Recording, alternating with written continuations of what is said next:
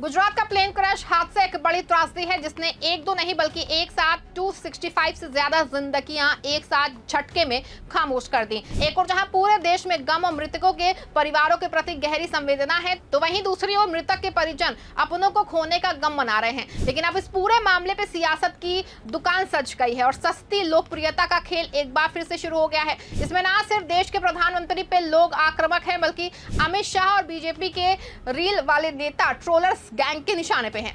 Social media पे PM Modi और BJP नेताओं को जम के ट्रोल किया जा रहा है। क्यों अपने सूटबूट वाले पीएम साहब ट्रोल हो रहे हैं, क्यों उनके खिलाफ लोगों लगातार पोस्ट कर रहे हैं, ये सब कुछ हम आपको अपने इस 8 मिनट की रिपोर्ट में बताने वाले हैं। साथ ही इस पर भी चर्चा करेंगे कि क्यों पीएम मोदी से लोगों ने सोशल मीडिया के सवाल करना जो है वो शुरू कर दिया है। नमस्कार, आप देख रहे हैं 4 PM और मैं हूं आपके साथ सिमरन। दोस्तों, 12 जून 2025 दोपहर करीब 1:38 बजे एयर इंडिया की flight AI 171 Boeing 787 Dreamliner Ahmedabad के सरदार वल्लभ भाई पटेल इंटरनेशनल एयरपोर्ट से लंदन के गेटविक के लिए उड़ान भरती है। विमान में 230 यात्री और 12 चालक दल के सदस्य सवार थे। इसमें 169 भारतीय, 53 ब्रिटिश, 7 पुर्तगाली और 1 कनाडाई नागरिक शामिल थे। लेकिन उड़ान भरने के महज 3 ही सेकंड के बाद विमान मेघानी नगर इलाके में एक मेडिकल कॉलेज के हॉस्टल से जाके टकराता है।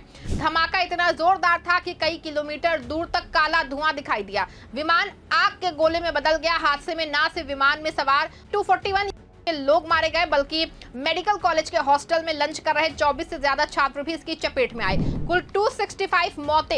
ये भारत के इतिहास के सबसे भयावह विमान हादसों में से एक है। वो एकमात्र जीवित बचे शख्स थे रमेश विश्वास कुमार, भारतीय मूल के ब्रिटिश नागरिक। लेकिन बाकी 241 यात्रियों और 20 से ज्यादा मेडिकल छात्रों की जिंदगियां इस हादसे ने छीन ली। इसमें गुजरात के पूर्व मुख्यमंत्री विजय रूपाणी भी शामिल थे, जो बिजनेस क्लास की सीट 2D पे बैठे थे। हादसे की तस्वीरें और वीडियो सोशल मीडिया पे वायरल हो गए। हर तरफ चीख पुकार, एम्बुलेंस की कतारें और शवों को ले जाते लोग दिखे। लेकिन सवाल ये है कि यह हादसा हुआ क्यों?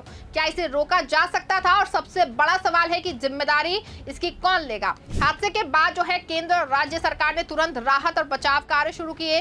NDRF सेना और फायर ब्रिगेड की टीमें मौके पे पहुंची। घायलों को अस्पताल ले जाने के लिए ग्रीन कॉरिडोर बनाया गया। लेकिन जैसे जैसे शवों की संख्या बढ़ती गई, वैसे वैसे सवाल भी उठने लगे। लगभग सारे यात्रियों के शव निकाले जा चुके हैं। 1.25 लाख लीटर ईंधन के कारण तापमान इतना ज्यादा था कि किसी को बचाने की कोई संभावना नहीं थी। गृह मंत्री अमित शाह का ये बयान सुन के कई लोगों का गुस्सा भड़क गया। क्या सिर्फ ईंधन की मात्रा को जिम्मेदार ठहरा के जवाबदेही से बचा जा सकता है? क्या ये बयान उन परिवारों के जख्मों पे नमक छिड़कने जैसा नहीं है जिन्होंने अपनों को खोया? शाह ने ये भी कहा कि मृतकों की पहचान के लिए 1000 से ज्यादा DNA टेस्ट किए जाएंगे। कि किसी को बचाने की मौका ही नहीं मिला। अब मैं घटना स्थान पर भी जाकर आया हूं। सारे यात्रियों के मृतदेह को बाहर निकालने का काम लगभग समाप्त हो चुका है। जितने यात्रियों के परिजन यहां पहुंच चुके हैं, वो सबका DNA लेने की कार्यवाही भी 2-3 घंटों में समाप्त हो जाएगी।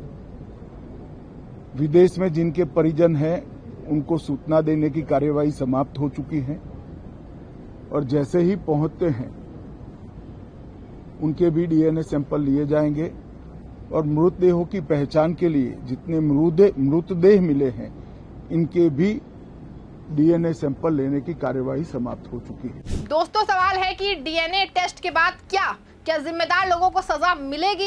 हादसे की जांच के लिए विमान दुर्घटना जांच ब्यूरो ने काम शुरू कर दिया है। वहीं दूसरी ओर केंद्रीय नागरिक उड्डयन मंत्री राम मनोहर नायडू ने कहा कि अंतर्राष्ट्रीय प्रोटोकॉल के तहत जांच होगी और एक उच्च स्तरीय समिति भी गठित की जाएगी। लेकिन ये वादे पहले भी सुने गए हैं। 2020 में केरल के कोझिकोड में एयर इंडिया एक्सप्रेस का विमान क्रैश हुआ था, जिसमें 21 लोग मारे गए थे।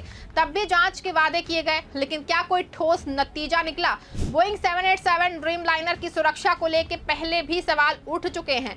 इसकी बैटरी और डिजाइन में खामियों की वजह से 2013 में दुनिया भर में इसकी उड़ानों पे 3 महीनों के लिए रोक लगाई गई थी। लेकिन भारत में इन विमानों का इस्तेमाल जारी रहा। क्या सरकार को पहले से सतर्क नहीं होना चाहिए था? क्या बोइंग 787 पे बैन लगाने की मांग नहीं उठनी चाहिए थी? हादसे के अगले दिन 13 जून 2025 को प्रधानमंत्री नरेंद्र मोदी अहमदाबाद पहुंचे। उन्होंने क्रैश साइट का दौरा किया, राहत कार्यों की समीक्षा की और सिविल हॉस्पिटल में घायलों से मुलाकात की। लेकिन सबसे ज्यादा चर्चा हुई उनकी तस्वीरों और वीडियो की।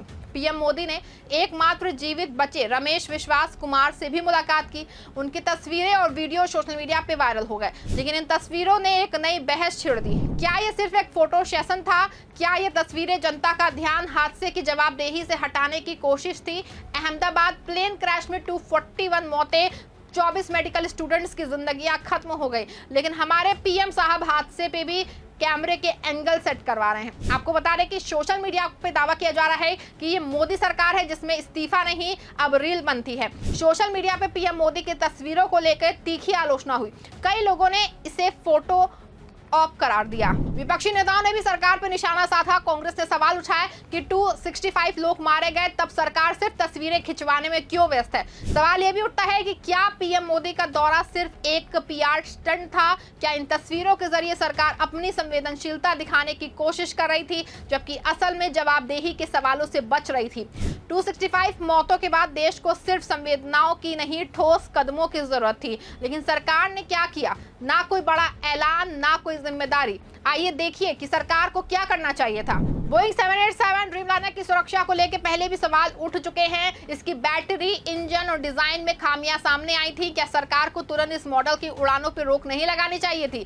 कई देशों ने पहले भी ऐसा किया है, लेकिन भारत में ये विमान आज भी उड़ रहे हैं। हादसे की वजह अभी तक साफ नहीं है। कुछ रिपोर्ट्स में इंजन की खराबी की बात कही गई है, तो कुछ में पायलट की गलतियों की आशंका, लेकिन सरकार ने अभी तक किसी को जिम्मेदार नहीं ठहराया है। क्या ये चुप्पी उन लोगों को बचाने की कोशिश है? उनकी लापरवाही से यह हादसा हुआ।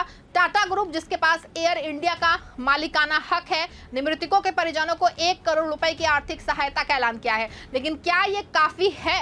क्या सरकार को और बड़ा मुआवजा पैकेज घोषित नहीं करना चाहिए था?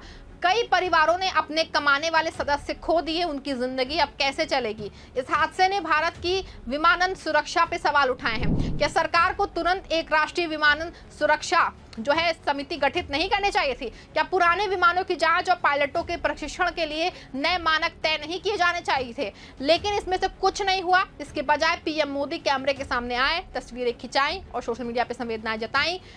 क्या ये 265 परिवारों के साथ मजाक था?